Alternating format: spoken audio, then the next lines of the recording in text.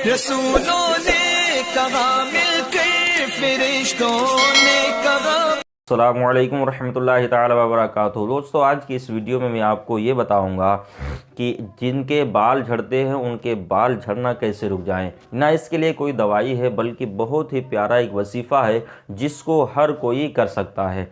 माँ बहनें भी कर सकती हैं और मर्द वगैरह भी कर सकते हैं।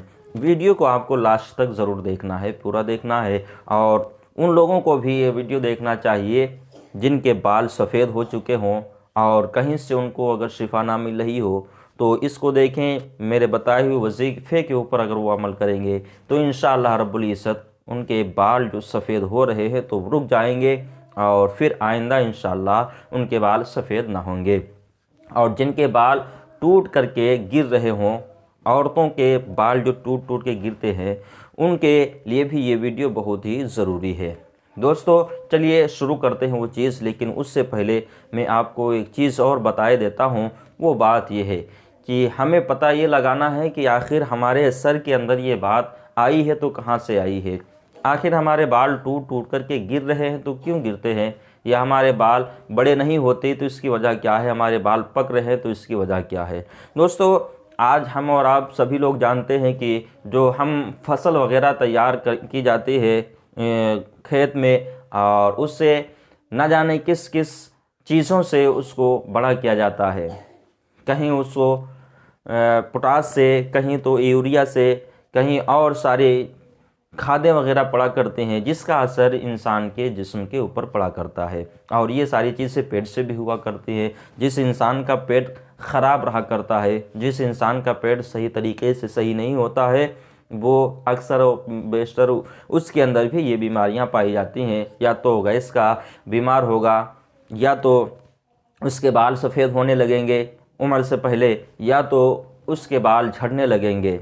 और जो शैम्पू वगैरह आता है, इसको भी आप कई तरीक़े से अगर इस्तेमाल करेंगे तो इससे भी नुकसान हो जाता है। यानी कि आज हमने शैम्पू लगाया तो दूसरा शैम्पू लगाया, फिर दूसरे दिन लगाया तो दूसरा लगाया, तीसरा लगाया, इस तरीके से बदल बदल करके। ऐसा नहीं, बल्कि हम एक शैम्पू एक कंपनी का ले लें और उसी को हम बराबर कंटिन्यू इस्तेमाल करें। जब भी हम इस्तेमाल करें, गुस्ल करने जाएं तो उसी शैम्पू से हम गुस्ल करें, तो इंशाअल्लाह रब्बुल इज़्ज़त वो परेशानी आपकी कम हो जाएगी। लेकिन इसमें जो है दूसरी चीज़ें ज़्यादा मिला करती हैं, तो इससे बेहतर ये है कि आप एक शैम्पू ऐसा तलाश कर लें, ढूंढ लें कि जिसमें केमिकल वगैरह कम मिला हो। फिर बाद में आप जो है इस अमल को कीजिए, इंशाअल्लाह रब्बुल इज़्ज़त आपको शिफा मिल जाएगी।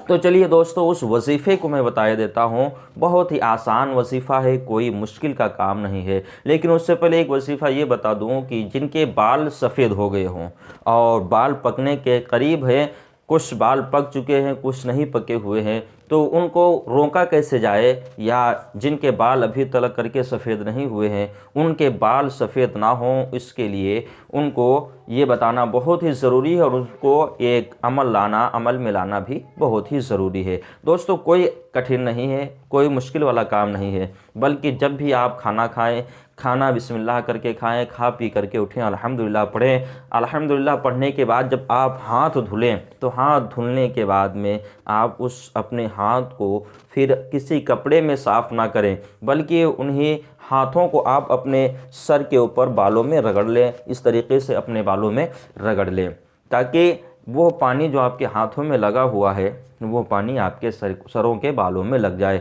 इंशाअल्लाह रब्बुल इज़्ज़त आप इस वजीफ़े को करने लगेंगे तो आपके बाल कभी भी सफ़ेद ना होंगे।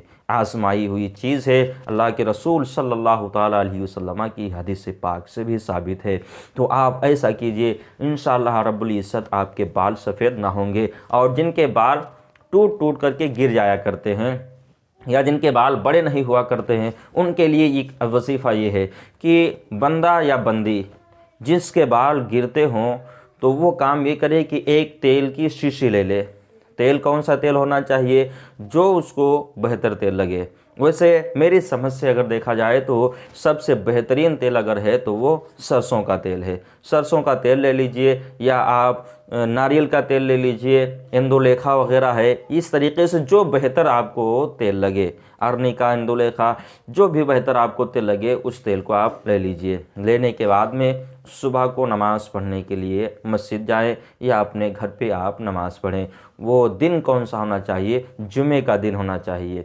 जुम्मे के दिन आप जब फजर की नमाज से तो नमाज की पाबंदी करना है, लेकिन जुम्मे के दिन को आपको ये अमल करना है। जुम्मे की नमाज से फजर आप जल्दी उठ करके तैयार हो जाएं नमाज के लिए, और जैसे ही अज़ान हो, अज़ान के बाद में आप नियत बांध करके 2 रकात अपनी सुन्नत अदा कर लें।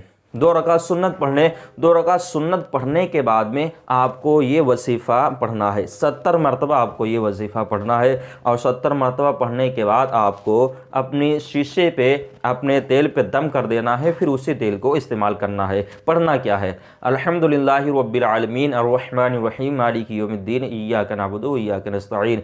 इस सूरत को यानी सूरह फातिहा को 70 मरतबा पढ़ना है। पहले जब आप शुरू करेंगे तो इस तरीके से औज़ु बिल्लाहि मिनश शैतानिर रजीम बिस्मिल्लाहिर रहमानिर रहीम अल्हम्दुलिल्लाहि रब्बिल आलमीन। फिर दोबारा पढ़ने के बाद में एक मरतबा पढ़ने के बाद दूसरी मरतबा जब पढ़ेंगे तो बिस्मिल्लाहिर रहमानिर रहीम अल्हम्दुलिल्लाहि रब्बिल आलमीन। तीसरी मरतबा पढ़ेंगे फिर बिस्मिल्लाहिर रहमानिर रहीम, यानी बिस्मिल्लाह के साथ में आपको सूरह फातिहा 70 मरतबा पढ़नी है। और जब 70 मरतबा पढ़ लेंगे, पढ़ने के बाद में आप जब अपने तेल पे दम करेंगे, फिर उसी तेल को इस्तेमाल करेंगे, तो इंशाअल्लाह रब्बुल इज़्ज़त कभी भी बाल किसी के भी ना गिरेंगे। बाल झड़ना और बाल बड़े ना होना, ये सारी परेशानियां दूर हो जाएंगी। लेकिन याद रखना, आपको वजीफ़ा अगर करना है तो सुबह फजर की नमाज जो होगी उसकी सुन्नत पढ़ने के बाद फ़र्ज़ नमाज से पहले, सुन्नत और फ़र्ज़ के दरमियान होगी, पढ़ा जाएगा ये वजीफ़ा, और दिन भी जुमे का दिन होना चाहिए।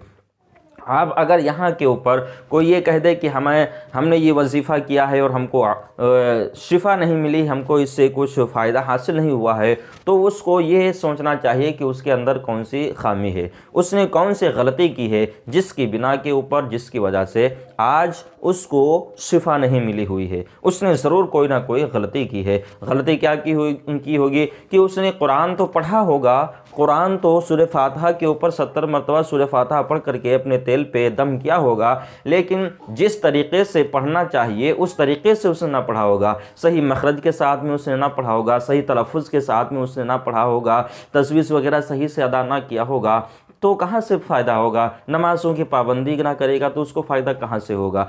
नमाज भी पढ़ते रहिए, फिर वजीफ़ा कीजिए, कुरान सही तरीके से पढ़िए, फिर वजीफ़ा कीजिए, सारी चीज़ें आपकी दूर हो जाएंगी। लेकिन अगर कुरान पढ़ना सही से नहीं आ रहा है, नमाज की पाबंदी आपको सही तरीके से नहीं आ रही है, तो आप इस वजीफ़े को ना करें। बेहतर है आप इस वजीफ़े को ना करें, बल्कि आप इस वजीफ़े को दूसरे से करवा लें। दूसरे से, दूसरा कौन मिलेगा? आपका भाई हो, आपके मस्जिद का इमाम हो, आपके मस्जिद का इमाम ना हो तो आपके महल्ले का कोई हो पढ़ा हुआ जो सही तरीके से कुरान पढ़ रहा हो, ऐसा कोई शख्स मिल जाए, आप उससे करवा लें। अगर सही मखरज के साथ में उसने 70 मरतबा फजर की सुन्नत के बाद में अगर पढ़ करके आपके तेल पे दम कर दिया, तो इंशाअल्लाह रब्बुल इज़्ज़त आपकी ये परेशानी ख़त्म हो जाएगी, ज़िंदगी भर के लिए आपकी ये परेशानी ख़त्म हो जाएगी। और दोस्तों याद रखें, फजर में फ़र्ज़ और सुन्नत के दरमियान में पढ़ना है। दोस्तों मिलते हैं अगले वीडियो में, तब तक के अगर मेरी जानकारी अच्छी लगी है तो एक लाइक ज़रूर कर दें, और ज़्यादा अच्छी लगी हो तो आप चैनल को सब्सक्राइब कर लें ताकि आपके पास में और सारे वीडियो पहुँचते रहें। दोस्तों मिलते हैं अगले वीडियो में। अस्सलामु अलैकुम वरहमतुल्लाहि ताला व बरकातुहू।